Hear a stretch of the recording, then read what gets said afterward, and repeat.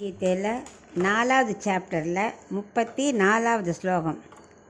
தத்வித்தி பிரணிபாத்தேன பரிப்ரஷ்ரேண சேவையா உபதேக்ஷ்யந்தி தே ஞானம் ஞானினஸ்தத்வதர்ஷினஹ. இப்போ இதுக்குள்ளே அர்த்தத்தை பார்க்கலாம்.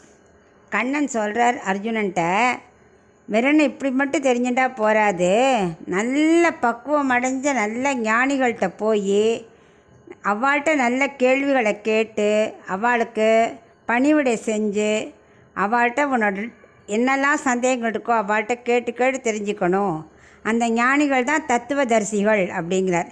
கண்ணன்கிறது தத்துவம், அவள் தத்துவதரிசிகள். ஸோ ஆச்சாரியன் இல்லாமல் எதுவுமே பலிக்காது இல்லையா?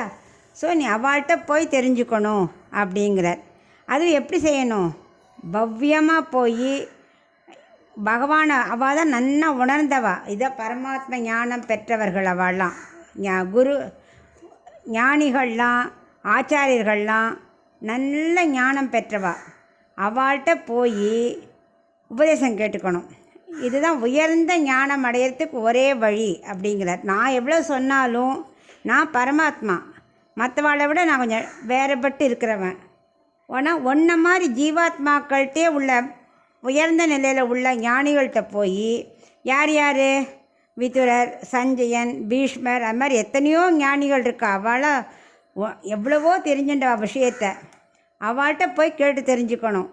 அது மாதிரி ஆச்சாரியிட்ட போய் கேட்குறச்சே பின்னாடி நின்றுண்டு இல்லை அவருக்கு நேராக டைரெக்டாக போய் நின்றுட்டுலாம் கேட்கக்கூடாது. பவ்யமாக சைடில் நின்றுண்டு அடக்கமாக கேட்கணும்.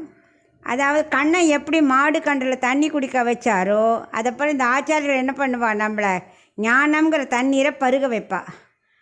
அதுக்கு நம்ம மனசு புத்தி அகங்காரம் இதெல்லாம் அடங்கி ஆச்சாரியரை நமஸ்கரித்து பவ்யமாக கேட்டு தெரிஞ்சுக்கணும். ஆச்சாரியரோட குளிர்ந்த பார்வை நம்ம மீது பட்டாலே போகிறோம், நமக்கு எல்லாம் சித்திச்சிடும். அதுக்கு நமக்கு என்ன தேவை? அவர் பக்கத்துலேருந்து பவ்யமாக கேட்டுண்டு நல்ல சேவை செய்யணும். அவரோட இது தங்கி அவருக்கு சேவை செஞ்சு அவர் சொல்கிறபடியெல்லாம் கேட்டு நடந்துண்டா நமக்கு ஞானம் சித்திக்கும் அப்படின்னு இப்போ கண்ணன் ஞானிகள்கிட்ட போய் தெரிஞ்சுக்கோ அப்படின்னு உபதேசம் பண்ணுற. சந்தேகம் தீர்ற வரை அவள்கிட்ட ஆச்சாரியர்கிட்ட கேட்டுக்கோ அப்படிங்கிறார்.